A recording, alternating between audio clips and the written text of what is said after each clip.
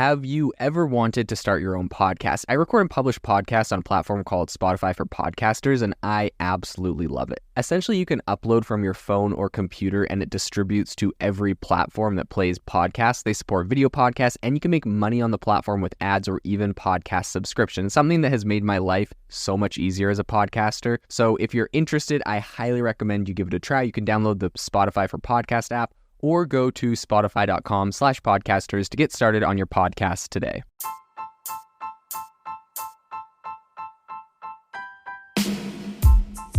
Welcome to the ChatGPT podcast. I'm your host, Jaden Schaefer. Each episode, we dive into the latest developments in the exciting field of artificial intelligence, exploring its applications and potential impacts on our daily lives. If you are looking for an innovative and creative community of people using ChatGPT, you need to join our ChatGPT creators community. I'll drop a link in the description to this podcast. We'd love to see you there, where we share tips and tricks of what is working in ChatGPT. It's a lot easier than a podcast, as you can see screenshots, you can share and comment on things that are currently working. So if this sounds interesting to you, check out the link in the comment. We'd love to have you in the community. In the past, we've gone over very roughly how ChatGPT works. Today, I'm going to do a very technical dive into how ChatGPT works, some of the technicalities behind it. I'm going to go into as much technical detail as possible, and I'll try to still explain this in a way that the average person can understand. So I guess at its core, ChatGPT is based on a type of machine learning called deep learning. So it's a form of artificial intelligence that uses neural networks to learn patterns and relationships in large amounts of data.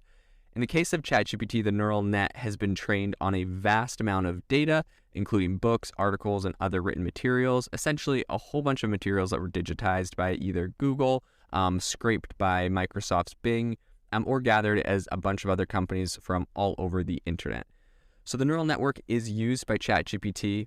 The specific one that is used is called a transformer, and this type of neural net is particularly effective at processing sequences of text data, like sentences and paragraphs. So the transformer, which is something that was actually created, or a paper was written essentially in 2017 by some researchers at Google. So, it's kind of interesting. Shout out to Google. They were on top of this way back in 2017, but they, I guess, did not capitalize on it in the same way. But the transformer is made up of multiple layers of nodes, each which perform a specific operation on the input data. So when a user inputs a question or request into ChatGPT, the text is first pre-processed by the model. So this involves breaking the input down into a bunch of individual words and then converting each word into a numerical representation that can be understood by the neural network, right? Very interesting. It's not literally looking at the words and understanding them. It's breaking down the questions or the sentences, assigning different values to each word, which is going to help it to then predict what a response should be. So once the input has been pre-processed, it's fed into the transformer. So this transformer then uses its layers of nodes to essentially analyze the input and generate a response. The response is generated one word at a time, with each word being determined by the neural network's analysis of the previous words in the sequence. So the process of generating a response involves two key steps. Number one is encoding, and then number two is decoding. So encoding involves taking the input text, right, the question you ask it, and representing it in a way that can be understood by the neural network. Decoding involves taking the neural network's output and converting it into natural language text that can be understood by the user. So similar to how when you ask it a question, right, it takes your question and it gives every single word in your question a different value that it can understand, it will create a response that is in the similar kind of code, and it has to change that into natural language, which is part of the, incredible advancements that we're seeing here.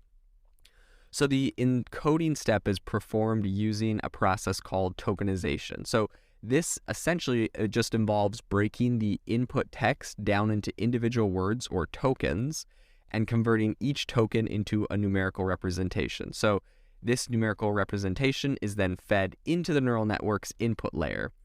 The neural network's layer then processes the input, generating a series of outputs that represents the probability of various words being the next word in the sequence. So what that's saying is essentially when it's coming up with a response to your question or your query that you give ChatGPT, it's coming up with a whole, it's pretty much like an auto It's like a next word predictor, like on Google when you're typing a text, or on Gmail when you're typing an email and it's saying, this is probably the next thing you're going to say.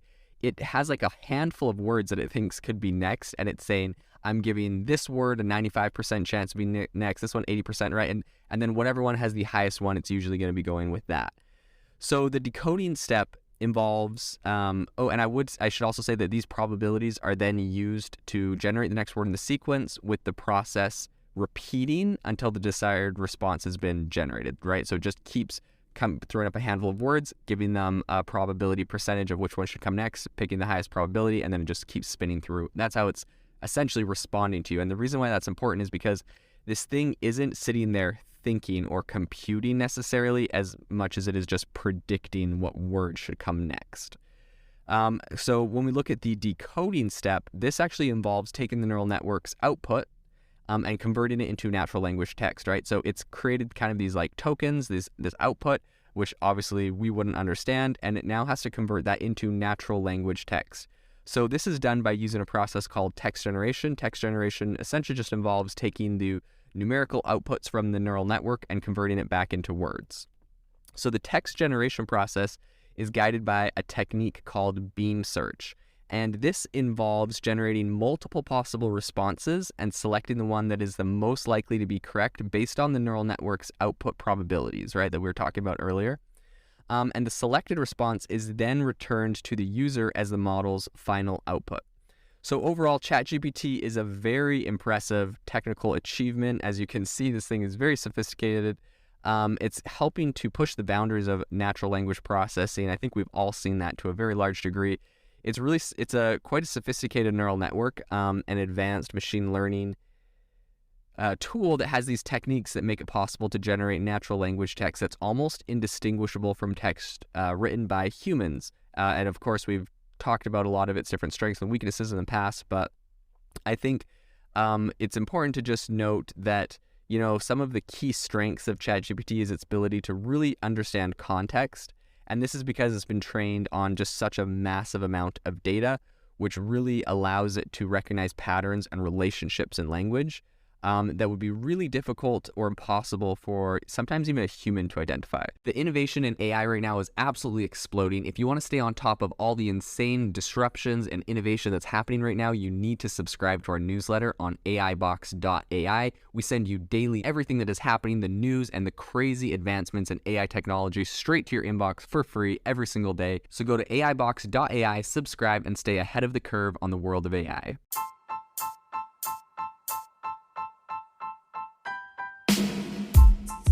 You've been listening to the ChatGPT podcast. Make sure to rate us wherever you listen to your podcasts and have a fantastic week.